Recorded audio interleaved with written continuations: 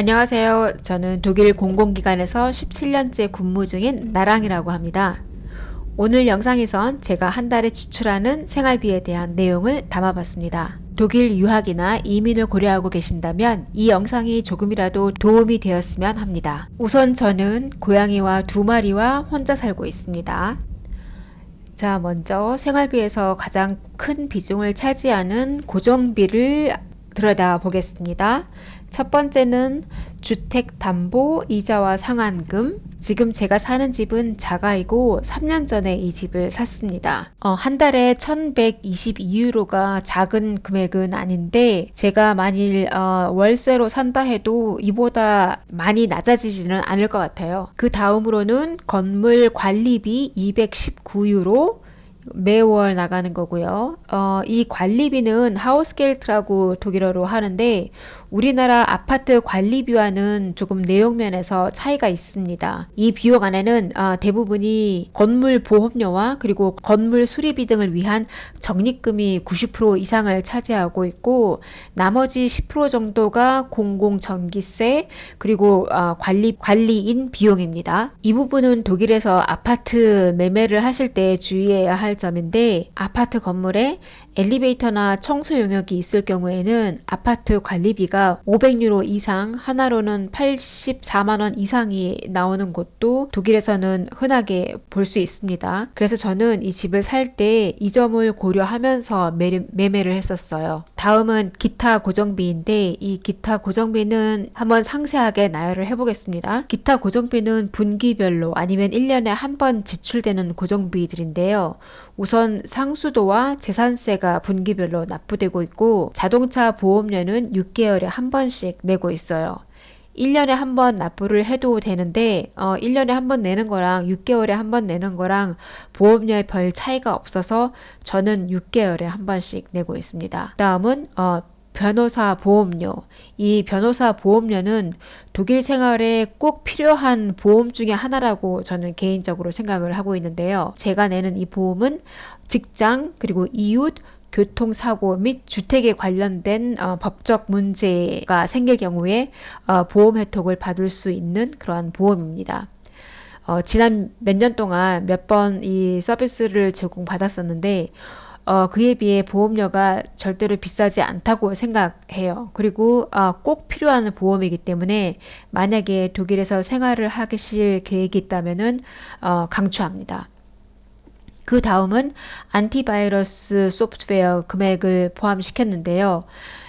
작년까지는 제가 1년에 150유로 이상을 냈었고 그리고 2026년부터는 가격이 또 올라간다고 공지를 받았었는데 제가 이 서비스 센터에 전화를 해서 좀 기분 좋게 컴플레인을 했더니 금액을 90유로로 깎아주더라고요.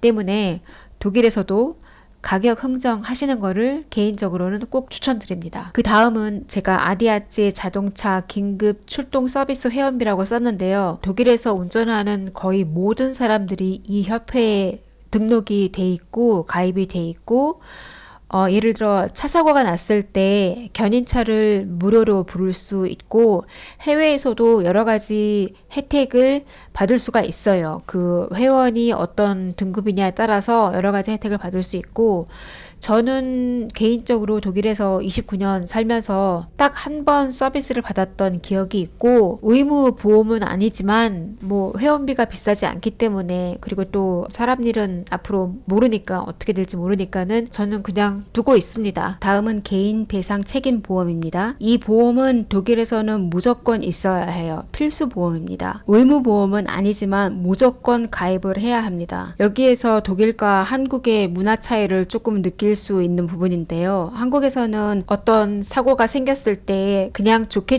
넘어갑시다 하는 문화가 있잖아요. 하지만 독일에서는 절대 그런 거 없습니다. 독일인들은 무조건 법정 분쟁으로 갑니다. 예를 들어서 여러분이 월세로 계시다가 고의치 않게 집을 망가뜨리는 경우가 있잖아요. 손님이 왔다거나 아니면은 아이를 키우는 경우라던가 그럴 때는 항상 적고 큰 사고가 나는데 그때 이 보험의 혜택을 많이 받게 돼요. 저도 몇 번 혜택을 정말 좋은 혜택을 많이 받았었는데 때문에 아주 필요한 무조건 있어야 되는 그런 보험 중에 하나입니다. 이거는 제가 굉장히 강조하고 싶은 보험 중에 하나예요. 첨부해서 말씀드리고 싶은 것은 이 보험료의 가격이 천차만별이에요. 보험회사마다 가격 차이가 많이 나기 때문에 보험 가입하기 전에 꼭 비교하시기를 부탁드립니다. 그 다음은 1년에 38만 원을 내고 있는 TV 시청료. 이 점은 독일에서도 문제가 많습니다. 더군다나 요즘에는 TV를 안 보는 사람도 TV가 없는 사람도 많은 시대인 만큼 시민들의 불만이 아주 높아요. 하지만 반드시 내야 한다는 것 좀 억울하죠. 다음으로는 세금 신고 소프트웨어 35유로, 1년에 35유로. 이 금액은 높은 금액은 아니지만 제가 1년에 한 번씩 200만 원 이상의 세금 환급을 받기 위해서 아주 유용하게 쓰고 있는 소프트웨어이기 때문에 아주 중요한 내역이라 잊지 않고 이렇게 기록을 해봤습니다. 어떤 분들은 몇백 유로씩 회계사한테 지불을 하기도 하는데 저는 이렇게 직접 연말 정산을 해서 돈을 아끼고 있습니다. 다음으로는 생활 전기세 90유로. 많다면 많고 적다면 적은 금액인데 90유로를 한 달에 한 번씩 내고 있고요. 그 다음으로는 난방비 한 달에 150유로를 내고 있는데 전기로 난방을 하고 있어요. 참고로 이 집은 45년이 된 집인데 크기는 36평이고 방 2개에 거실 하나가 있습니다. 집이 남향이고 해가 잘 들기 때문에 태양열을 이용한 난방시설을 빠른 시일에 갖추게 되면은 에너지 전략이 많이 될 것 같아요. 그런데 이 점에 있어서는 모든 입주자들이 이 건물에 사는 모든 입주자들이 동의를 해야 하기 때문에 그래야 난방 시스템에 변화가 있을 거라서 앞으로 변화가 있었으면 좋겠다 하는 제가 희망 회로를 돌려봅니다. 그 다음은 주차장 요금입니다. 한 달에 26유로씩 저의 직장 주차장비를 내야 되는 건데요. 모든 직원들이 불만을 품고 있습니다. 이거는 직원 복지 차원에서 무료여야 하지 않느냐 하면서 불만을 나타내고 있는데 여태까지 불만만 나타내고 있습니다. 그 다음은 유튜브 프리미엄. 저도 한국 사람이라 성격이 너무 급해서 그런지 유튜브 광고를 도저히 못 보겠어요. 아니 안 본다고 그 누르는 거를 계속 누르기가 너무 힘이 들어서 결국에는 프리미엄 회원이 되었습니다. 그리고 다른 유튜버님들께도 도움을 드리기 때문에 아주 만족하고 있습니다. 요즘 시대에 더욱이 직장인이라면은 빼놓을 수 없는 AI죠. 제미나이를 제가 2달 전부터 쓰게 되었고 그 전에는 챗GPT를 썼는데 가격 면에서 그리고 바나나가 있기 때문에 2달 전부터 제미나이로 갈아탔습니다. 다음 부분은 제 식비 및 생활용품 비용입니다. 한 달에 250유로 약 하나로 40만원 정도를 쓰고 있는데 분명히 더 적게 쓸 수도 있지만 현재 제가 쓰고 있는 한 달 지출은 이 정도가 됩니다. 그 다음은 제 고양이 2마리에 대한 비용인데요. 약 150유로를 쓰고 있고 사료비를 좀 더 줄이고는 싶지만은 제 2번째 고양이가 입맛이 좀 까다로워서 이 부분에서는 더 전략이 불가능한 것 같아요. 아직 둘 다 나이도 어리고 건강한 편이라서 1년에 몇 번씩 정기 진단을 받으러 동물병원에 갈 경우에는 약간의 더 지출이 있지만은 대략 이 정도 에서 지출을 하고 있습니다. 현재. 그 다음 항목은 건강 및 피부 관련 비용인데요.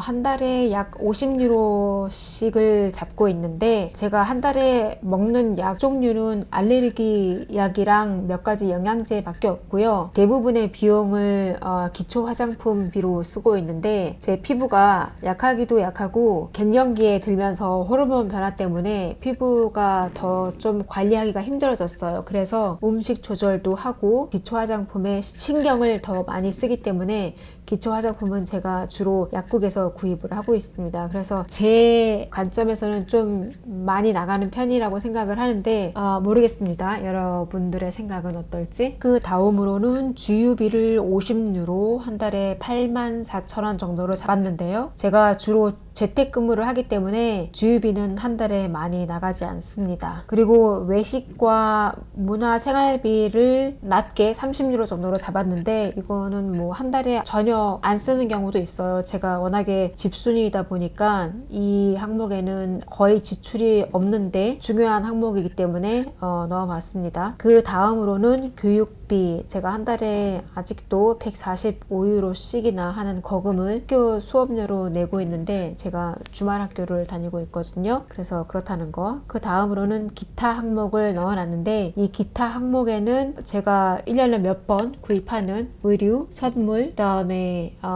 필요할 시 가구 비용이라든가 아니면은 집 수리를 할 때 뭐 작게 사는 공구들 뭐 그런 것들 를 기타 항목에 넣었습니다. 자, 이번에는 저축 부분으로 넘어가겠습니다. 제가 한 달에 얼마 정도를 저축하고 있는지 잠깐 들여다보겠습니다. 독일 공공기관에서 근무하는 근로자들은 국민 연금 외에 추가적으로 납부하는 연금인데요. 이 추가 연금이 공무원 연금과 비슷하다고 이해를 하시면 될 것 같아요. 아주 같은 거는 아니지만은 좀 약간 좀 비슷한 면이 있다고 생각을 하시면 될 것 같습니다. 그 다음에는 주택 청약 저축을 넣고 있는데요. 이게 한국에 있는 주택 청약 저축과 같은 거일지는 모르겠는데, 저는 이것을 약 10년 후에 주택 담보 제출을 갈아탈 때 이 저축을 하면은 아주 낮은 이자율을 받고 주택 담보 대출을 갈아탈 수가 있습니다. 그래서 이 저축을 꾸준히 지금 납부하고 있고요. 올해 말이나 내년에 월급이 또 인상이 될 텐데, 그 인상된 만큼의 월급을 이 저축하는데 또 추가 납부를 하려고 지금 계획을 하고 있습니다. 그 다음으로는 저축 펀드인데요. 금액은 작지만은 오히려 작기 때문에 제가 별 생각을 하지 않고 있는 투자 중에 하나예요. 작은 투자 중에 하나죠. 이것도 나중에 학교가 끝나면은 그만큼을 이 펀드에 더 투자를 하려고 지금 계획 중에 있습니다. 자, 이렇게 해서 제가 매달 지출하고 있는 모든 항목을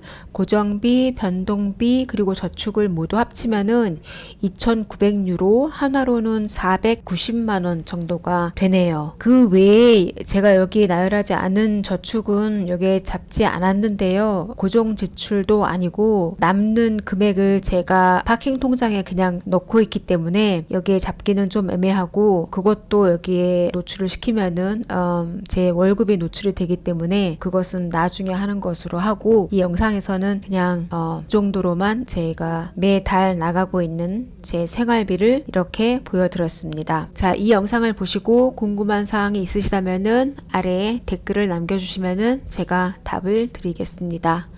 감사합니다.